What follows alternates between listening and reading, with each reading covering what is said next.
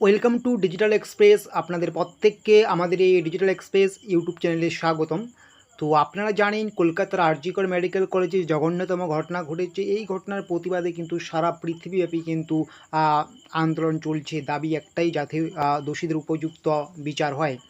তো আপনাদের এখানে আরেকটা গুরুত্বপূর্ণ আপডেট উঠে আসলো। কি সেই আপডেট, সেটা আজকে আপনারা কিন্তু বিস্তারিত জানতে পারবেন এই প্রতিবেদনে। চলুন তাহলে আপনাদের আমরা সেটা জানিয়ে দিই বিস্তারিত। কি বলছেন রাজ্যের মুখ্যমন্ত্রী মমতা বন্দ্যোপাধ্যায় এটা নিয়ে। অবশেষে কিন্তু রাজ্যের মুখ্যমন্ত্রী মমতা বন্দ্যোপাধ্যায় কিন্তু কড়া হুঁশিয়ারি দিলেন। কি বললেন সমস্ত কিছু থাকছে আজকের এই ভিডিওতে। তো আপনারা দেখতেই পাচ্ছেন কি বলা হয়েছে। আপনারা দেখতেই পাচ্ছেন যে আরজি কর কাণ্ডে এবার কেন্দ্রকে চিঠি মমতার। কেন্দ্রকে চিঠি দিল মমতা। প্রধানমন্ত্রী নরেন্দ্র মোদীর কাছে চিঠি দিলেন রাজ্যের মুখ্যমন্ত্রী। আপনারা জানেন আরজি কর ঘটনা ঘটে যাওয়ার পরে বিভিন্ন দিক দিয়ে কিন্তু রাজ্যের মুখ্যমন্ত্রী মমতা বন্দ্যোপাধ্যায় সরকারের উপর চাপ আসতে শুরু করেছিল।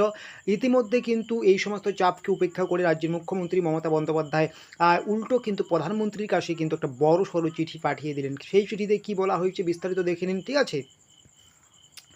তো আপনারা প্রত্যেকেই জানেন কলকাতার আরজি কর মেডিকেল কলেজে যে নৃশংস ঘটনা ঘটেছে তার প্রতিবাদে সারা পৃথিবী উত্তাল। দাবি একটাই, যাতে দোষীদের শাস্তি হয়। আপনারা প্রত্যেকে সেটা জানেন।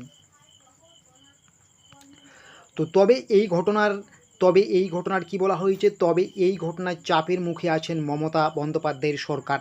সঠিক দোষীদের এখনও চিহ্নিত করতে না পারায় চারিদিকে এটাও শোনা যাচ্ছে মুখ্যমন্ত্রী পদত্যাগ করানো হয়। যেহেতু এখনও রাজ্য সরকারের পক্ষ থেকে সঠিক দোষীদের চিহ্নিত করতে পারেনি, তাই কিন্তু সাধারণ মানুষ কিন্তু চাচ্ছে মুখ্যমন্ত্রী পদত্যাগ করানো হোক। অন্যদিকে রাজ্যের মুখ্যমন্ত্রী কেন্দ্রীয় সরকারকে দোষারোপ করতেও ছাড়েনি। কেন্দ্র সরকারকে কী বলল একদম দেখে নিন। মমতা বন্দ্যোপাধ্যায় দেশের প্রধানমন্ত্রী নরেন্দ্র মোদীর কাছে ঘটনার প্রতিবাদ স্বরূপ একটি চিঠি প্রেরণ করেন, যেখানে কেন্দ্রের ধীর গতি সম্পন্ন আইন নিয়ে কড়া হুঁশিয়ারি রাজ্যের পক্ষ থেকে দেওয়া হয়। মানে আপনারা জানেন কেন্দ্র সরকারের আইন প্রণয়ন করার ক্ষমতা কিন্তু আছে, রাজ্য সরকারের কিন্তু সেই রকম আইন প্রণয়ন করার ক্ষমতা নেই। তো সেই হিসেবে কেন্দ্রের যে ধীরগতি সম্পূর্ণ আইন রয়েছে সেই আইন নিয়ে কিন্তু কড়া হুঁশিয়ারি দিলেন রাজ্যের মুখ্যমন্ত্রী মমতা বন্দ্যোপাধ্যায়। তো কী বলা হয়েছে দেখতে পাচ্ছেন। চিঠিতে কী লিখলেন রাজ্যের মুখ্যমন্ত্রী। চিঠিতে লেখেন রাজ্যের মুখ্যমন্ত্রী কী লিখলেন এখানে আপনারা দেখতে পাচ্ছেন।